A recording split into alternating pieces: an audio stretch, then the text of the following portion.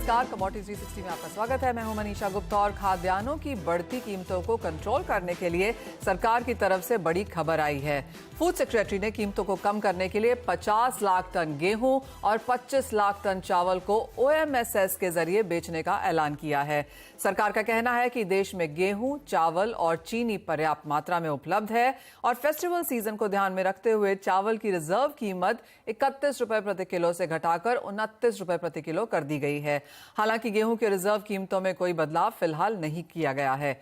वहीं दूसरी ओर आशंका ये भी है कि बड़े किसान गेहूं की होर्डिंग कर रहे हो सकते हैं और इस वजह से स्टॉक लिमिट को लेकर सरकार ने हर शुक्रवार को स्टॉक अपडेट करने का फिर से यहां पर निर्देश भी दिया है।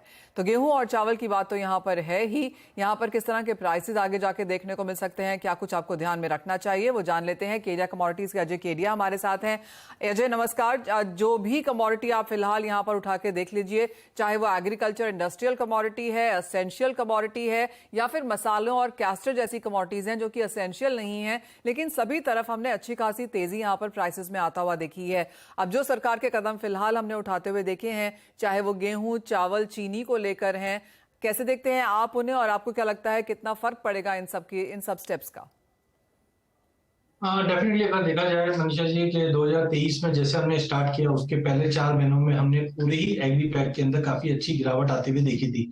बट स्लोली एंड स्टेडीली जैसे हम एल नीनो के इम्पैक्ट या जुलाई में बरसाती हुई उसके हमने परिणाम स्वरूप देखे, सभी कमोडिटीज के अंदर वापस तेजी बनती गई। नो डाउट नॉन एसेंशियल से वी हैव स्टार्टेड, जहाँ पे हमने मसालों में काफी अच्छी तेजी देखी, फिर बाद में शुगर में, वीट में, इन सब में जो अंदेशा लग रहा है कि आगे जाके तेजी बन सकती है और इन्फ्लेशन बढ़ सकता है। बिकॉज एक तरह का हम बोल सकते हैं कि पिछले 2 महीनों के अंदर ऑलमोस्ट सभी कमोडिटीज के अंदर जो तेजी बनी हुई है और कच्चा तेल तेजी होने की वजह से एडिबल ऑयल कॉम्प्लेक्स, तो मुझे लगता है गवर्नमेंट के जो स्टेप्स लिए जा रहे हैं, हमने बैक टू बैक पिछले 2 महीनों में देखा है, एक्सपोर्ट्स के ऊपर, स्टॉक के ऊपर या ड्यूटीज के ऊपर जो government back to back steps ले रही है, ये दर्शाता है कि inflation concern no doubt India में as of now as compare to western world इतने ज्यादा नहीं है, बट आगे भी नहीं रहे। बिकॉज एल नीनो का इम्पैक्ट अब दिखने लग गया है, क्योंकि जैसे हम जुलाई से निकल के अगस्त में आए हैं, आप महाराष्ट्र में देख सकते हैं बरसात बिल्कुल रुक चुकी है और उम्मीद अभी भी यही है कि अगस्त एंड सितंबर में एल नीनो का जो इम्पैक्ट है वो दिखने लग जाएगा। जिसके चलते जो ये स्टेप्स लिए हैं, मुझे लगता है कि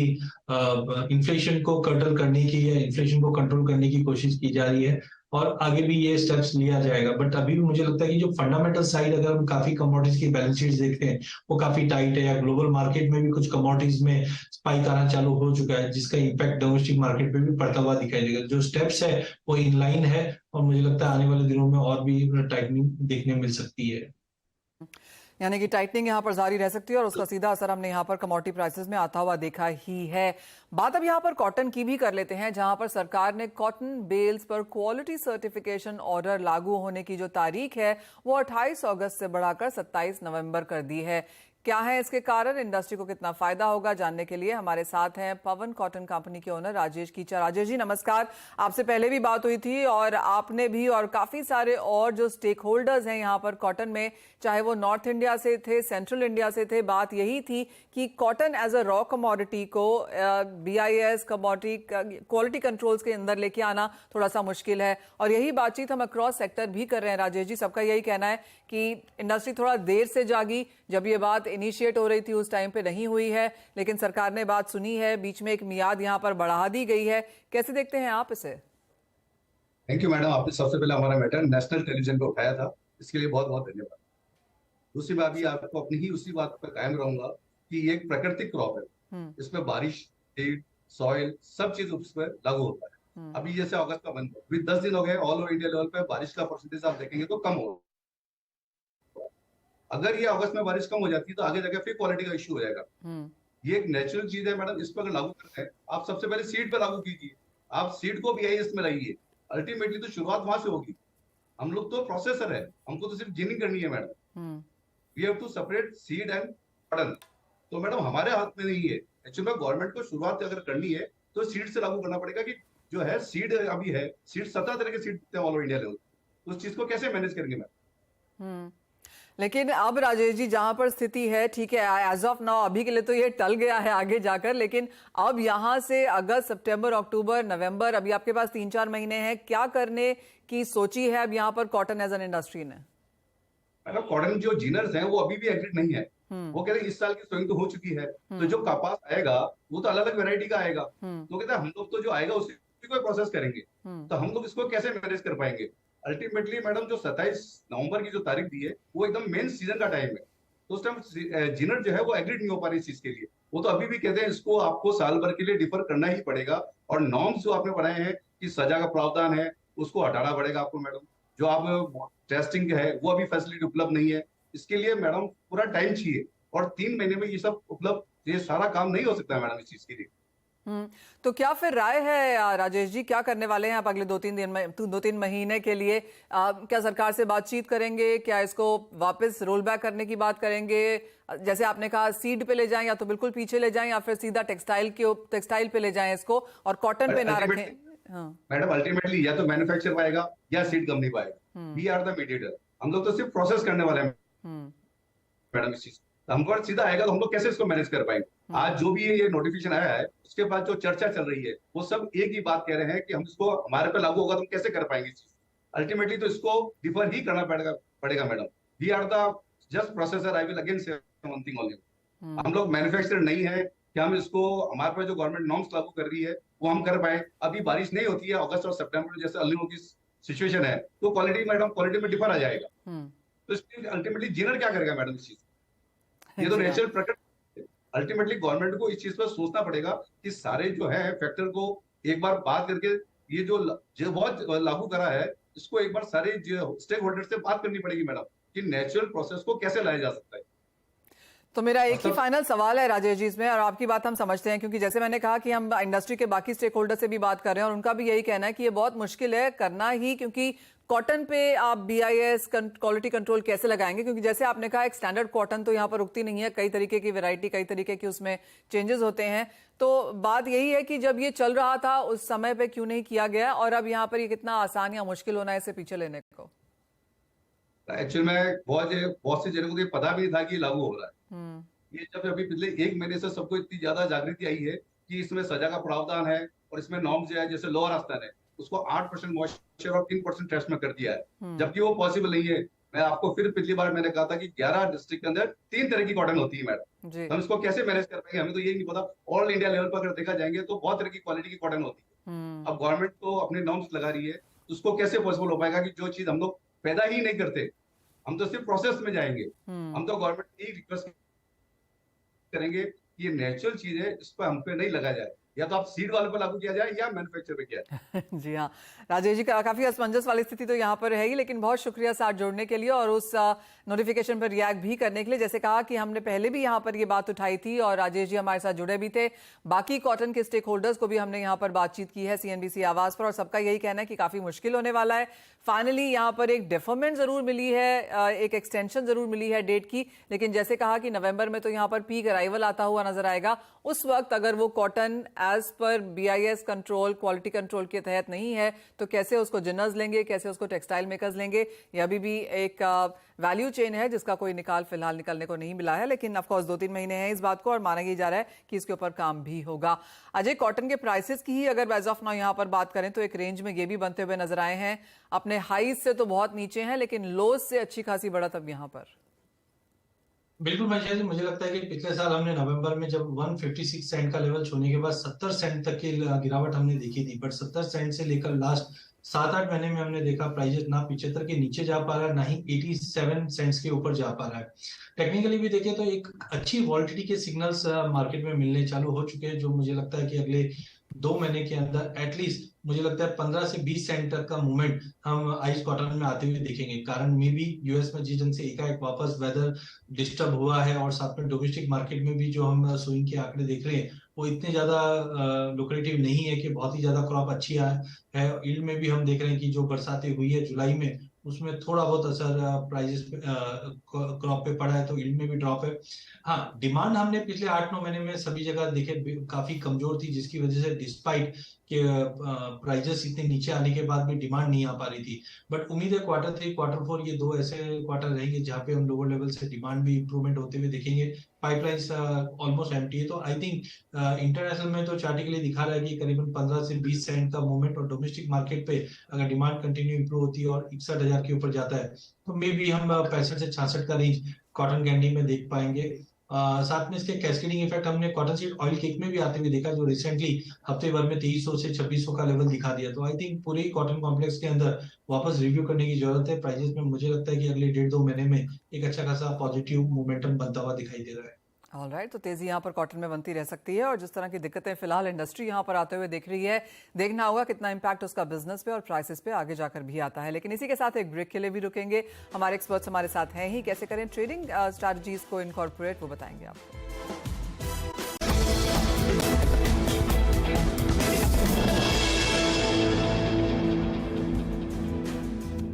आपका स्वागत है। समय है स्ट्रैटेजीज लेने का, एंड क्योंकि अजय हम यहाँ पर एग्री की बात तो कर ही रहे थे, आपका ध्यान और कहाँ पर है और कहाँ ली जा सकती हैं ट्रेडिंग स्ट्रैटेजीज? बिल्कुल, वैसे पूरे एग्री मार्केट की बात करें तो कहीं पे भी मार्केट लूज होता हुआ दिखाई नहीं दे रहा। हमने मसालों से अगर हम बात करते हैं तो हल्दी के अंदर हमने 18,000 का भाव देखने के बाद थोड़ा पुल बैक जरूर देखा है, बट अभी भी फंडामेंटल काफी मजबूत है। टेक्निकल ग्राउंड पे मार्केट डेफिनेटली थोड़े से हम बोल सकते हैं ओवरबॉट है, जिसकी वजह से बार बार में प्राइजेस हाई लेवल से दबाव दे रहा है। बट ओवरऑल मुझे लगता है फंडामेंटल अभी भी मजबूत है। बाय और ड्रॉप की रणनीति बनाई है। मुझे लगता है 16,200 तक का एक पुल बैक मिलता है तो लेके चलिए। 15,500 का स्टॉप लॉस रखिए। 18,200 तक के टारगेट हम हल्दी में देख पाएंगे। वहीं अगर जीरे की बात करें तो मुझे लगता है कि सोइंग आगे जाके काफी इंप्रूव होगी। एक्सपेक्टेशन जो हमारा था अगस्त मंथ के लिए 64 से 65,000 का रेंज दिखा सकता है, तो ऑलरेडी हमने 64,000 का भाव देखने के बाद कुछ करेक्शंस लिए हैं।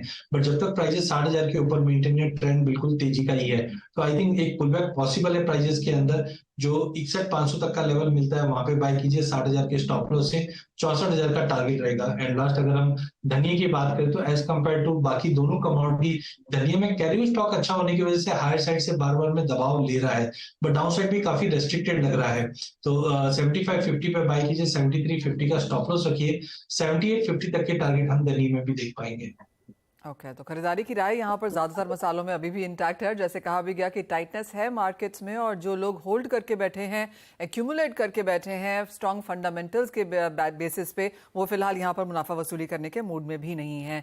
लेकिन अंतर्राष्ट्रीय बाजारों में ये हफ्ता काफ़ी इंपॉर्टेंट रहा। एक तरफ तो चाइना का ट्रेड डेटा और इन्फ्लेशन, रादर डिफ्लेशन नंबर्स, और अब यहाँ पर ऑफकोर्स इंतजार है यूएस फेड ऑफिशियल्स की स्टेटमेंट्स का, और साथ ही साथ यूएस इन्फ्लेशन नंबर्स का भी। इन सब के चलते और इन सबसे पहले प्रीतम, कैसे देख रहे हैं आप कारोबार? मुझे लगता है कि मेटल्स की सारी तेजी हम लोगों ने एग्री को बांट दी है और सारा मंदी ही मंदी दिख रहा है अभी के टाइम पे। देखिए, मुझे लग रहा है कि एक स्ट्रेंथनिंग डॉलर, वो चाहे चाइना के डेटा के हिसाब से स्ट्रेंथ हुआ है या तो मूडी का रेटिंग फॉर बैंक्स में जो कॉशियसनेस है, वो कहीं ना कहीं सेफ हेवन अपील वापस डॉलर की तरफ मुड़ते हुए दिखा है। उसका इम्पैक्ट हम लोगों ने गोल्ड के प्राइसेस पे देख ही लिया है। साथ ही साथ आप देख लीजिए, जितने भी फेड के चेयरमैन है, वो लोग आपके प्रेसिडेंट्स है, वो जितना भी स्टेटमेंट दे रहे हैं वो कहीं ना कहीं बता ही रहे हैं कि और एक हाइक टेबल से ऑफ किया नहीं जा सकता है। वो उसकी प्रोबेबिलिटी काफी हाई बनती जा रही है, और कल का सीपीआई डेटा उसको कहीं ना कहीं कंफर्म करेगा ये फैक्ट को। तो इसीलिए आई थिंक मुझे लगता है कि थोड़ी मंदी मेंटेन रहेगी बोथ गोल्ड एंड सिल्वर में। हमारा मानना है कि यदि आप 59,100 का लेवल रीच करता है गोल्ड का प्राइसेस, तो हमको शॉर्ट करके चलना चाहिए। स्टॉप लॉस लगाएंगे एट 59,300 और टारगेट प्राइस रहेगा 58,800 का। एंड उसके बाद इसको भी फर्दर करते जाएगा तो 58,500 तक भी दिखा सकता है प्राइसेस। साथ ही साथ सिल्वर में हमें लगता है कि यदि एक छोटा मोटा बाउंस आता है टुवर्ड्स 70,600, वहां से वापस एक शॉर्ट करने का ही अपॉर्चुनिटी बनेगा। स्टॉप लॉस लगाएंगे 71,100 का। टारगेट प्राइस रहेगा पहला ऑब्वियसली 70,000 का, एंड दूसरा टारगेट प्राइस रहेगा 69,850 का। ऑलराइट, तो कुछ मुनाफा वसूली यहाँ पर सोने चांदी में बरकरार रह सकती है, और चांदी तो वहाँ पर 70,000 का लेवल तोड़ने की बिल्कुल तैयारी में है ही। लेकिन प्रीतम, यहाँ से अगर क्रूड को देखा जाए तो यहाँ पर भी तेजी कायम है। आई मीन, जो भी खबर आ रही है उसके बावजूद भी 85-86 के लेवल्स के आसपास के एज ऑफ नाउ ट्रेड्स हैं। अब तो 86.5 यानी कि ऑलमोस्ट 87 पहुंचने की तैयारी। Correct. I think crude is एक कमोडिटी जिसने पूरे नेगेटिव न्यूज को साइडलाइन करके रखा है। वो चाइना हो या यूएस स्टोरी हो, या तो बढ़ता हुआ इन्वेंट्री भी दिखाया जाए तो, एंड स्ट्रॉन्गर डॉलर, बट उसके बावजूद भी स्ट्रॉन्ग है क्योंकि कहीं ना कहीं इंट्रिंसिकली एक टाइटनिंग है मार्केट में। सप्लाई में इम्पैक्ट आ सकता है। जो इन्वेंट्री डेटा है वो ऊपर नीचे होता रहता है, पर ये फैक्ट है कि ड्राइविंग सीजन ऑन है और इसलिए डिमांड मेंटेन्ड है। इसलिए मेरे को लगता है कि क्रूड यदि 6850 के आसपास आता है तो बाय करके वापस चल सकते हैं। स्टॉप लॉस लगाएंगे एट 6800 का, टारगेट प्राइस रहेगा 69200 का फर्स्ट, फिर 6970 का दूसरा टारगेट। तो खरीदारी अगर यहाँ पर कच्चे तेल में जारी है तो अजय आपको लगता है कि गुआर कुछ बहुत सपोर्ट वहां से ले रहा है? देखिए, डेफिनेटली गवार और क्रूड हम कोरिलेशन देखते हैं, but unless and until US के नंबर ऑफ प्रोडक्शन के नंबर्स नहीं बढ़ते हैं तब तक आई डोंट थिंक कोई मेजर आएगा। नो डाउट हमने 2-3 महीनों से ये देख रहे हैं कि ऑयल एंड गैस के अंदर US should come up with a new investment, because जो ऑलरेडी ऑयल रिग्स बने हुए या सेक्टर है उनमें अभी भी कैपेक्स कहीं पे भी डिप्लॉयमेंट हुआ नहीं है पिछले कुछ सालों में। तो जब तक यहाँ पे कुछ चेंजेस नहीं आता, मुझे लगता है डायरेक्ट रिलेशन नहीं है, बट उम्मीद है कि अगले 2-3 महीनों के अंदर US have to think, because crude is right now heading towards $88-89, तो ये काफी बड़ा ट्रिगर हो सकता है आने वाले टाइम में। बट डेफिनेटली मानसून को लेकर काफी इंपॉर्टेंट, जैसे हमने रिसेंटली देखा कि अगस्त के बाद बिल्कुल राजस्थान गुजरात एरियाज में पानी कम है, जिसकी वजह से हमने देखा पिछले 2-3 दिनों के अंदर एक बड़ा शूटअप आया। तो आई थिंक गवार शीट गवार कप दोनों ही पॉजिटिव टेरिटरी पे है टेक्निकली भी, जहां पे मुझे लगता है कि 12600 तक गवार सीट को लेकर 12300 का स्टॉप लॉस लगा सकते हैं 13000 के टारगेट के लिए गवार गम को, सॉरी। और गवार सीट की अगर बात करें तो 5980 तक लेके चलिए, 5850 का स्टॉप लॉस और 6250 तक के टारगेट देखेंगे तो ओवरऑल काउंटर पॉजिटिव ही रहना चाहिए। ऑलराइट, अजय ऐसी कोई भी चीज है जो एग्रीकल्चर में आपको लगता है कि शॉर्ट करके भी काम किया जा सकता है, क्योंकि आप एज ऑफ नाउ सब तरफ से बाय साइड पे हैं? नहीं, लिटरली फर्स्ट 6 मंथ जो थे डेफिनेटली हम देखते थे कि मार्केट में शॉर्ट कर, बट अभी मुझे लग रहा है कि जो अदर कमोडिटी जहां पे रैली अप हो चुकी है उसके बाद वी हैव टू फाइंड कि कौन सी ऐसी कमोडिटी जो अभी तक चली नहीं है। बिकॉज कॉटन आप देख रहे हैं, एडिबल ऑयल कॉम्प्लेक्स में, मस्टर्ड में काफी अच्छी रैली आ गई है। अब सोयाबीन में अब न्यूज आ रही है कि ग्राउंड लेवल पे काफी पानी जमा होने की वजह से कुछ हमने यील्ड्स में काफी सीवियर फॉल है। तो अब ऐसा है कि कौन सी ऐसी कमोडिटी अभी तक जो 6 महीने में पार्टिसिपेट नहीं है उनको ढूंढिए, उनको बाय कीजिए, जहां पे हम एटलीस्ट 8-10% का गेन देख पाएंगे। ऑलराइट, यानी कि ढूंढना है खरीदारी के मौकों से, शॉर्ट करने वाली कोई कमोडिटी एग्रीकल्चर स्पेस में तो नहीं है। प्रीतम, आज के दिन में मेटल्स में हमने हल्का सा सपोर्ट जरूर आता हुआ देखा, लेकिन अगर हम वीक ऑन वीक बेसिस पे देखें तो ज्यादातर मेटल्स अभी भी नेगेटिव कारोबार कर रहे हैं। आज की जो खरीदारी है, जो पॉजिटिव क्यूज हैं, उन पे क्या करने की राय है? मुझे लगता है कि यदि कॉपर 736 के लेवल पे आता है तो वापस शॉर्ट करके चल सकते हैं हम लोग।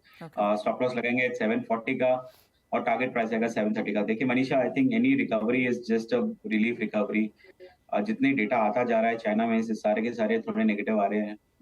बेशक है कि कॉटन में सप्लाई का फैक्टर रहता है, but of let the news flows बहुत ही नेगेटिव है। मुझे लगता है कि हर एक तेजी में एक बार शॉर्ट करके चल सकते हैं मेटल प्राइसेस में। क्योंकि सिर्फ कॉपर ही नहीं जो 1 महीने के लोज पर है, अगर आप देखें तो स्टील यहाँ पर 2 महीने के लोज पर है। हमने आयरन और प्राइसेस को 8 हफ्ते के लोज पे भी आता हुआ देखा है। कॉपर के ऊपर तो आपने स्ट्रैटेजी दी ही प्रीतम, लेकिन आप कहेंगे अक्रॉस मेटल सेक्टर ये मूड बना रह सकता है? यस मनीषा, ये मूड बना रह सकता है, बिकॉज ये भी और एक देखना है कि अपना जो मूडीज का बैंक का डाउनग्रेड रेटिंग है, और तो यूएस मार्केट ने उसको डाइजेस्ट कर दिया बहुत जल्दी, बट कहीं ना कहीं वो स्टोरी पिकअप हो जाती है तो वापस सेंटिमेंट्स ऑन मेटल्स थोड़ा नेगेटिव हो सकता है। उसके हिसाब से खरीद कर चलना करंटली तो मैं डेफिनेटली नहीं सजेस्ट करूंगा। और डाउनसाइड में प्रीतम फिर आप कैसे देखते हैं, कितनी डाउनसाइड यहाँ से देखने को मिल सकती है? डाउनसाइड मिल सकता है, थोड़ा ये कहना मुश्किल है, बिकॉज 2 चीजें हैं इसमें। आई थिंक कल का इन्फ्लेशन नंबर बहुत ही सिग्निफिकेंट रोल प्ले करेगा इसमें, but my sense is another 2 to 4% may not be difficult to achieve. यदि कल का सीपीआई नंबर बढ़ के आ गया तो, कहने इंटरेस्ट रेट बढ़ने की बात हो गई तो। एक फाइनल सवाल अजय आपसे भी, आप कैसे देखते हैं डॉलर इंडेक्स को यहाँ से, क्योंकि 102 के ऊपर जब तक ये टिका है माना यही जा रहा है कि खरीदारी के मौके कम ही देखने को मिलेंगे? हाँ बिल्कुल, हमने रिसेंटली डॉलर इंडेक्स में काफी अच्छा बाउंस देखा है, बट डेली चार्ट पे आप देखेंगे तो 102.70 के आसपास 200 डे मूविंग एवरेज है, तो वी डोंट एक्सपेक्ट कि 102.70-80 के ऊपर प्राइसेस सस्टेन करेगा। नो डाउट कल के जो इन्फ्लेशन नंबर है वो नया बात आगे बढ़ाएगा, but already market is been discounted के जो 0.25 का वर्स्ट इन केस एक रेट हाइक और हो सकता है। तो आई थिंक के जो हमने रिसेंटली 106 से 99.50 का एक फॉल दिखा, उसके बाद जस्ट एक रिट्रेसमेंट है जो मुझे लगता है 103 के बियॉन्ड जाता हुआ नहीं दिखाई दे रहा है। और after this inflation and Fed के मिनट जो आने वाले हैं उसके बाद प्राइसेस वापस 100 की तरफ जाते हुए दिखाई देंगे, तो ओवरऑल प्रेशर बना हुआ रहेगा डॉलर में आगे भी। ओके, तो वो क्यूज फिलहाल यहाँ पर हैं। खरीदारी यहाँ पर एग्रीकल्चर कमोडिटीज में करके चलनी है, और जहां तक नॉन एग्रो का सवाल है, choppy, uncertain and sell on rise के स्ट्रैटेजीज अभी भी यहाँ पर बनते हुए दिख रहे हैं। लेकिन बहुत शुक्रिया अजय, प्रीतम, आप दोनों का ही साथ जुड़ने के लिए, तमाम कमोडिटीज पे स्ट्रैटेजीज भी देने के लिए। एक ब्रेक के लिए रुकेंगे, लौटेंगे तो लेकर आएंगे आवाज समाचार। है।